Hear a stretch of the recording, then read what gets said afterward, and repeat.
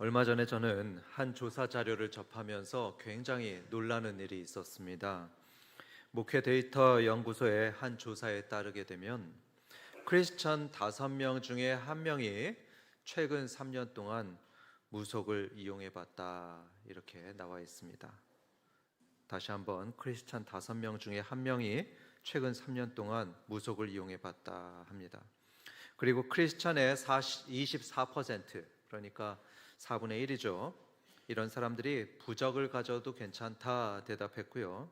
35%는 사업을 위해서 고사를 지내는 것도 가능하다 대답했습니다.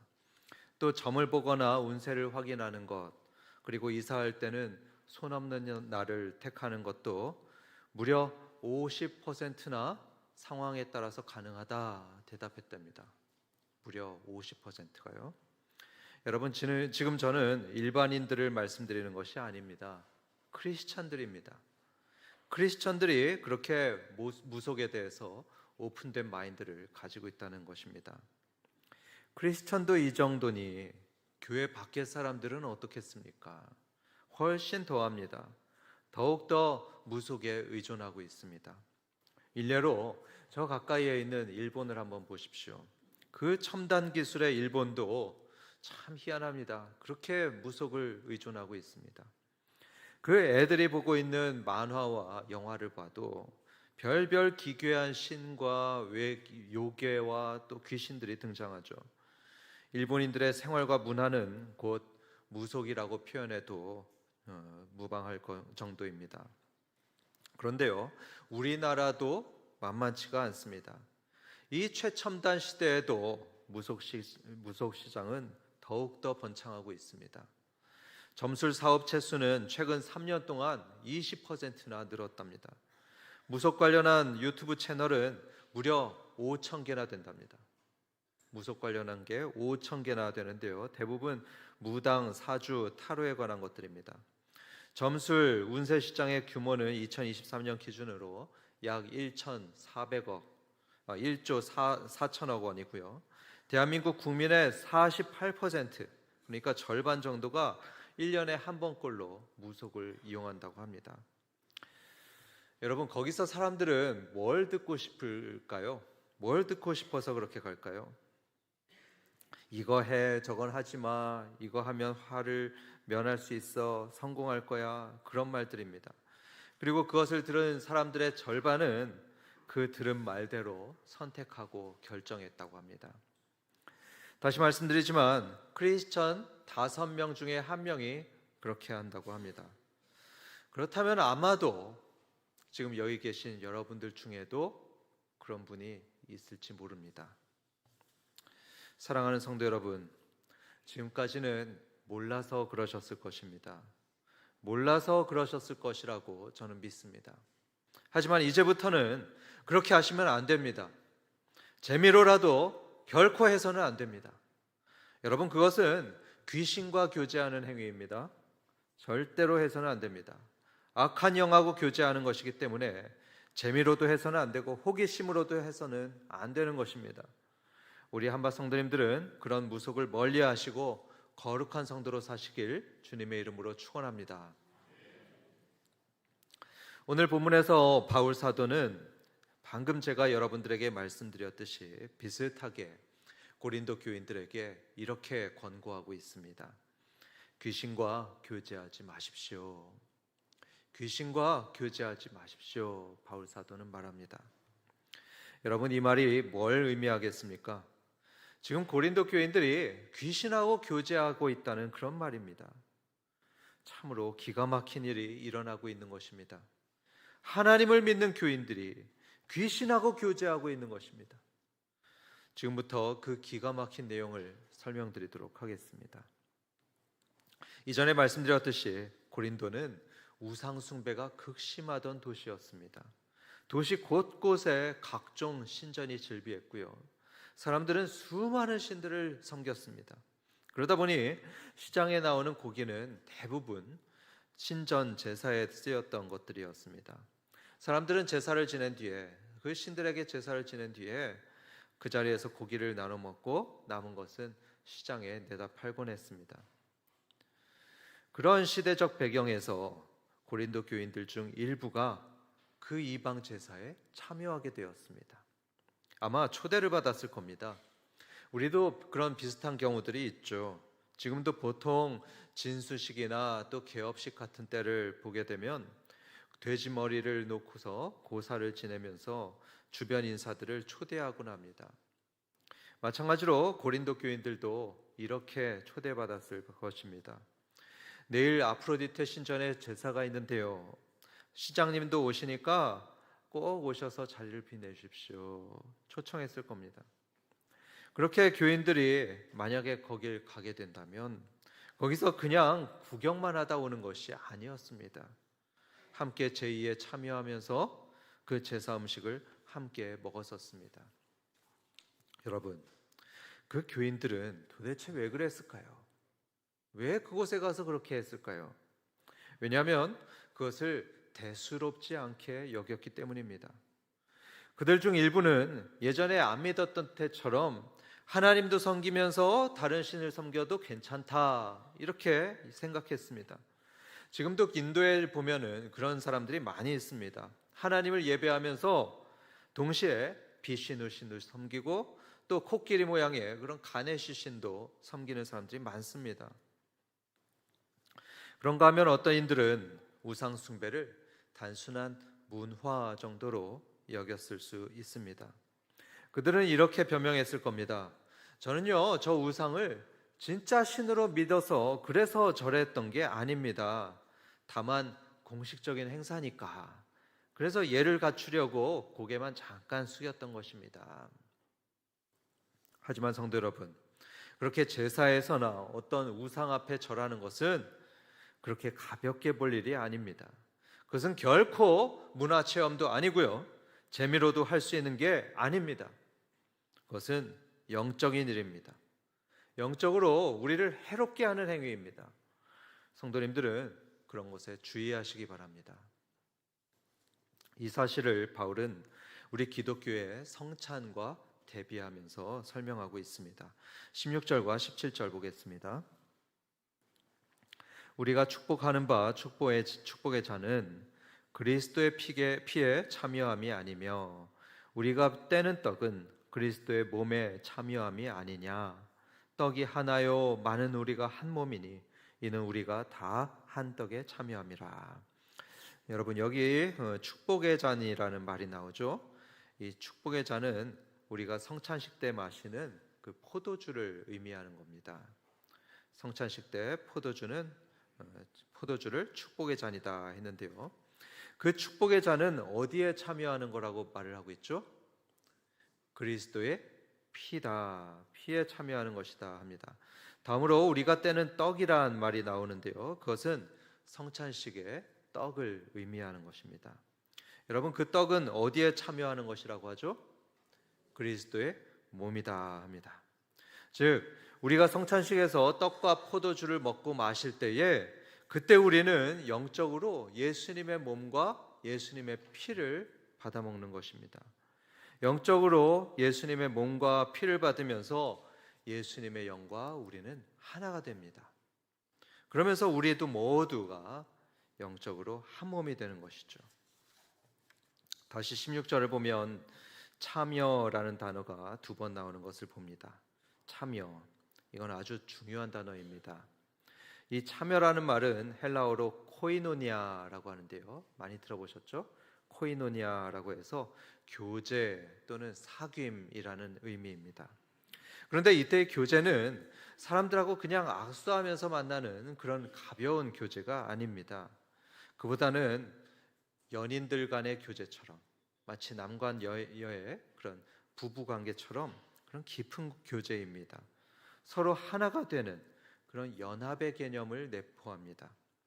즉, 우리는 성찬식에 참여하면서 영적인 연합을 경험한다는 것입니다.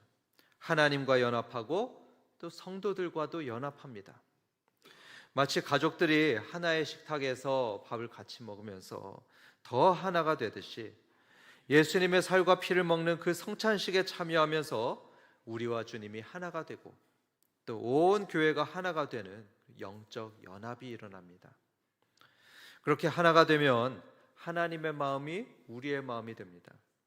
또 하나님 안에 있는 그 풍성한 생명과 하나님의 복이 우리의 영으로 흘러들어옵니다. 그래서 성찬식은 우리에게 너무나 중요한 것입니다. 그런데 고린도 교인들 중에 일부가 뭘 했냐 하면 그 이방인의 제사 자리에 참석했던 것입니다. 그리고 마치 성찬식에서 성찬을 먹고 마시듯이 그 제사 음식을 먹고 마시면서 우상 앞에 예배했었습니다. 바울은 이런 교인들을 향해서 이렇게 경고합니다. 20절과 21절입니다. 무릇 이방인이 제사하는 것은 귀신에게 하는 것이요 하나님께 제사하는 것이 아니니 나는 너희가 귀신과 교제하는 자가 되기를 원하지 아니하노라. 너희가 주의 잔과 귀신의 잔을 겸하여 마시지 못하고 주의 식탁과 귀신의 식탁에 겸하여 참여하지 못하리라. 여러분, 여기서 바울은 이 이방인들이 제사하는 것을 두고 누구에게 하는 것이라고 말하고 있죠? 귀신에게 하는 것이다 합니다. 이방인의 제사는 귀신에게 하는 것입니다. 곧이어서 이렇게 말을 합니다. 나는 너희가 귀신과 교제하는 자가 되는 것을 원하지 아니하노라. 쉽게 말해서 여러분, 조상 제사에 참여하는 것은 그냥 문화 행사가 아닙니다. 부모 공경이나 전통 체험도 아닙니다. 그것은 귀신과 교제하는 것입니다. 헬라어로 코이노니아로서 귀신과 하나로 연합하는 것입니다. 귀신과 깊이 연합하게 만드는 영적 행위가 이방 제사와 우상 숭배라는 것입니다. 그래서 바울은 이렇게 말을 합니다. 나는 너희가 귀신과 교제하는 자가 되기를 원하지 않는다. 보통의 사람들은 우상 숭배나 무속의 그 배후에 있는 영적인 힘에 대해서 경시하곤 합니다. 그저 문화 정도로 치부합니다. 점치는 것, 사주 보고 운세 보는 것, 그런 것을 별것 아닌 것으로 여기는 사람들이 많습니다. 하지만 여러분, 하나님을 믿는 우리는 그런 것을 절대로 가볍게 여겨서는 안 됩니다. 왜냐하면 악한 영은 바로 그런 것들을 통해서 실제로 우리 삶에 역사하기 때문입니다. 관련해서 휴스턴 서울교회의 최영기 목사님으로부터 들었던 얘기를 나누겠습니다. 최영기 목사님은 서울대를 나오시고 또 공학 박사이기도 한 분인데요. 이후로 목사가 되셔서 치유 사역까지도 하시는 그런 보기 드문 목사님이십니다. 그런데 하루는 한 어머니가 40대 초반의 딸을 데리고서 이 최 목사님께 왔습니다. 말하기를 악한 영이 이 딸에게 든 것 같습니다. 그랬습니다. 보니까 정말로 눈에 초점이 흐릿한 게 심상치가 않았습니다. 그리고 계속해서 씩 웃고 있는데요. 입으로는 종이컵을 잘글잘글 겉을 씹어먹고 있었답니다. 40대의 여성이 말이죠. 목사님이 물었습니다. 이전에 무슨 일이 있었는지 한번 말해 보십시오. 그래서 말하는데 이분이 사업이 어려워졌던 때에 길에서 우연히 점집을 봤다고 합니다. 마음은 답답하죠. 또 궁금하기도 하죠. 그래가지고 들어가서 점을 쳤는데 그때부터 마음이 불안해지고 잠을 못 잤다고 합니다. 악령에 시달리게 되었다고 합니다. 그걸 들은 목사님은 이렇게 권했습니다. 생명의 삶을 한번 들어보시죠. 아마 평소 같으면 싫다고 했을 겁니다. 하지만 너무 괴로우니까, 이 악령 때문에 너무 괴로우니까 생명의 삶에 들어왔답니다. 다행히 거기서 복음을 들으며 주님을 영접하고 나니까 악한 영에게서 자유케 되었다고 합니다. 노임을 얻었습니다. 물론 점을 본 모든 사람들이 그런 경험들을 하는 것은 아닙니다. 하지만 분명한 것은 하나님께서 금하신 그 무속 그리고 우상 숭배에 발을 들이게 되면 영적으로 큰 위험에 노출된다는 것입니다. 그러니 성도 여러분, 무속과 우상 숭배를 절대로 가볍게 여기지 마시길 바랍니다. 거기에 절하는 것을 쉽게 생각지 마시길 바랍니다. 아유, 그냥 고개 한번 숙이는 건데 뭐 어때? 이렇게 생각하시면 안 됩니다. 하나님께서는 십계명의 두 번째 계명에서 분명히 말씀하셨습니다. 어떤 형상이나 어떤 우상에도 절하지 마라 명령하셨습니다. 그런 것들에 절하는 행위는 다른 신을 섬기는 행위이기 때문에 절대로 해서는 안 됩니다. 마태복음을 보면 사탄은 예수님을 시험할 때에 바로 이 절하는 행위로 시험했던 것을 보게 됩니다. 내 앞에 한번 절해봐. 그러면 내가 천하만국을 너에게 줄게. 이렇게 절하라고 시험했습니다. 하지만 그때 예수님은 사탄아 물러가라 하면서 거부하셨습니다. 즉 예수님은 사탄에게 절하는 것을 한 번쯤이야 하면서 가볍게 생각하지 않으셨습니다. 그것을 문화로도 여기지 않으셨습니다. 우리의 신앙의 선배들도 마찬가지였습니다. 일제강점기 때에 손양원 목사님이나 주기철 목사님 같은 분들은 일본 그 신사 앞에 절하는 것을 목숨을 걸고 저항하셨습니다. 자기 생명을 걸고 저항하셨습니다. 여러분, 그때는요 세상 대부분의 사람들이 이 신사 참배는 문화야 이렇게 말을 했던 때였습니다. 심지어 로마 교황도 그런 말을 했습니다. 신사 참배는 문화다. 그런데 손 목사님과 주 목사님은 죽을 때까지 신사 앞에 절하지 않으셨습니다. 결국에 주기철 목사님은 순교하셨죠. 이런 귀한 유산을 물려받은 교단, 여러분 어느 교단일까요? 바로 우리가 속한 고신교단입니다. 그러니 여러분, 이 귀한 고신 공동체에 속한 우리는 어떤 우상이나 어떤 제사상에도 절해서는 절대로 안 됩니다. 점을 치거나 사주를 봐서도 안 됩니다. 재미로도 하지 마시기 바랍니다. 그런 행위 뒤에는 귀신이 있습니다. 그래서 그런 것들을 행하게 되면 우리는 귀신과 교제하는 것이고요, 하나님을 배신하는 것이 됩니다. 21절의 말씀을 다시 보겠습니다. 우리 함께 읽어볼까요? 시작.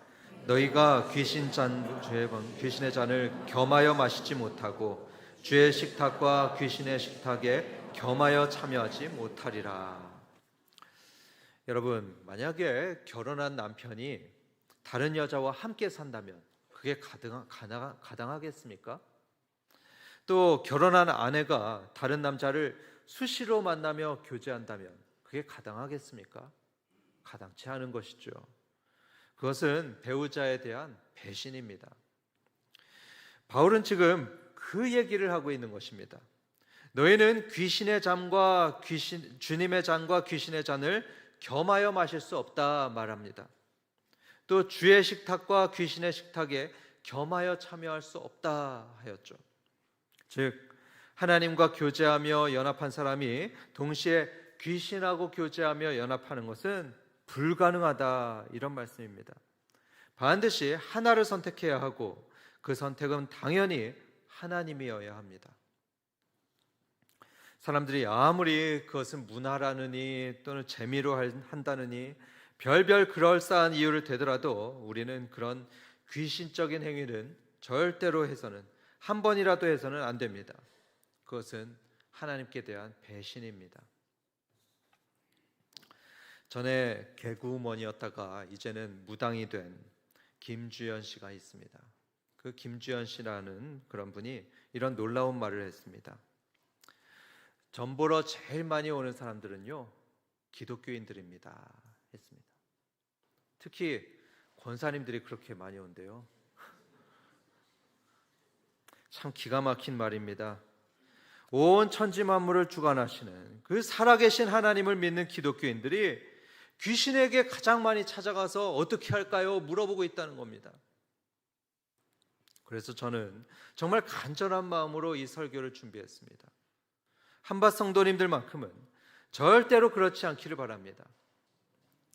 바울도 마찬가지 마음이었을 것입니다. 성찬을 먹으며 주님과 하나가 된 교인들인데, 그런데 저 아프로디테 신전에 가서 귀신의 밥상에 앉아서 귀신과 교제하는 것을 보니까 그 사도 바울의 마음이 얼마나 아팠겠습니까? 그래서 그는 이렇게 편지합니다. 나는 너희가 귀신과 교제하는 자가 되기를 원하지 아니하노라. 우리 한밭 성도님들도 귀신과는 절대로 교제하지 마시고 오직 하나님만 섬기며 하나님과 교제하기를 주님의 이름으로 축원합니다. 여러분, 그렇지 않으시길 바라지만 만약에요, 정말 만약에 귀신과 교제하게 된다면 어떻게 될까요? 제사상에 가서 절하고 점집을 가고 사주팔자와 타로로 자신의 운명을 알아본다면 그러면 어떻게 될까요? 22절을 보게 되면 주를 노여워하시게 한다 말씀합니다.